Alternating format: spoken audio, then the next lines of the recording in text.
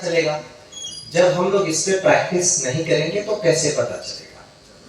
एक दूसरी बात यह है कि बाढ़ हो, बाढ़ में तो एक बार कम्युनिकेशन आपका काम कर भी सकता है। अर्थक्वेक जैसी चीज जब आती है तो आपका कम्युनिकेशन एकदम टूट सकता है। अब ऐसे में आपस में बात नहीं करेंगे, कम्युनिकेशन नहीं करेंगे तो एक दूसरे की मदद कैसे करेंगे। क्या हमारा कम्युनिकेशन प्लान रेडी है? और ये मैं जिला प्रशासन से कहूंगा कि अभी भी हमारा आपदा का, जब मलेरिया की भी बात हो रही थी तो मैंने आपदा पर खास फोकस किया, पर बहुत ज्यादा मिला नहीं क्योंकि हम बाढ़ चौकियों तक सीमित है। पर आपदा कब आएगी ये कोई नहीं जानता। लगभग 5 साल की मेरी सर्विस के बाद अर्थक्वेक आया था। 5 साल तक कहीं कोई चीज थी नहीं। आपको पता है कैसा लगता है?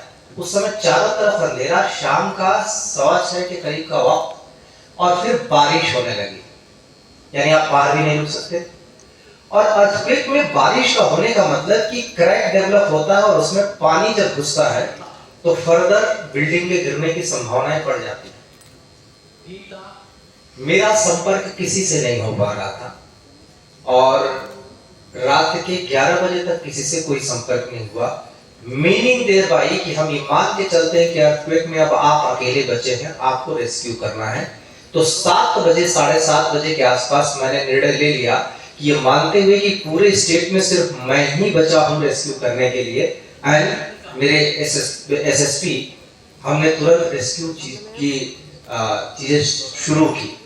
वायरलेस सेट पे कम्युनिकेशन किया। वायरलेस सेट पे कम्युनिकेशन क्या होता है? जब अर्थक्वेक आता है तो सबकी बुद्धि गायब। तो जो पर्सन था उसको लगातार मैं कह रहा था वायरलेस सेट पे, किसको? जो हेडक्वार्टर में था, कैपिटल में, बने रहो बने रहो। वो कहता साहब सब लोग भाग रहे हैं, हम भी भाग रहे हैं। मैं उससे कहता बने रहो, तुम जहां पे हो वहां पे बने रहो, कुछ नहीं होगा, तुम ये चीजें कर लो। वो मामले आएंगे तो उसमें हमारा आप लोग सहयोग करेंगे। और भविष्य में जब भी कोई नया कार्यक्रम आएगा तो हो सकता है आपको भी दोबारा बुलाया जाए या दूसरे लोगों को बुलाया जाए, तो अवश्य इन सब कार्यक्रमों से आपको लाभ होगा पूरे जनपद को। और जब भी कोई नई आपदा की स्थिति पैदा होगी उसमें हमें अच्छे परिणाम प्राप्त होंगे।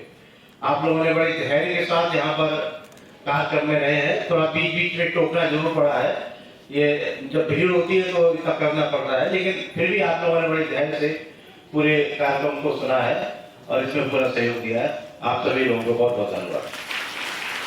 अगर हम अपने अपने परिवार को प्रोटेक्ट कर ले जाएं, परिवार प्रोटेक्ट हो जाएगा तो हमारा कम्युनिटी प्रोटेक्ट हो जाएगा, हमारा मोहल्ला प्रोटेक्ट हो जाएगा, हमारे आसपास की लोकेलिटी प्रोटेक्ट हो जाएगी, हमारा गांव प्रोटेक्ट हो जाएगा, हमारा शहर प्रोटेक्ट हो जाएगा, और अल्टीमेटली हमारा जिला प्रोटेक्ट हो जाएगा, मंडल प्रोटेक्ट हो जाएगा।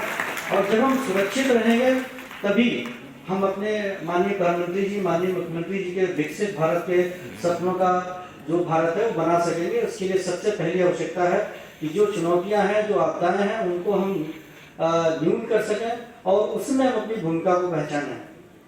तो आज का ये पूरा 1 दिवसीय प्रशिक्षण कार्यक्रम इसी पूरी व्यवस्था पर केंद्रित होगा और उसके लिए हमारे विभिन्न सत्रों में विभिन्न अतिथि, विभिन्न अधिकारीगण, विभिन्न विशेषज्ञ आपको इस संबंध में अवगत कराएंगे कि किस तरीके से आपको आपदा के समय धैर्य रखना है, अपने को शांत रखना है, और आपको जो ईश्वर ने, जो परमात्मा ने जो नेतृत्व की नैसर्गिक क्षमता दी है उसमें इस ज्ञान का कैसे उपयोग करना है।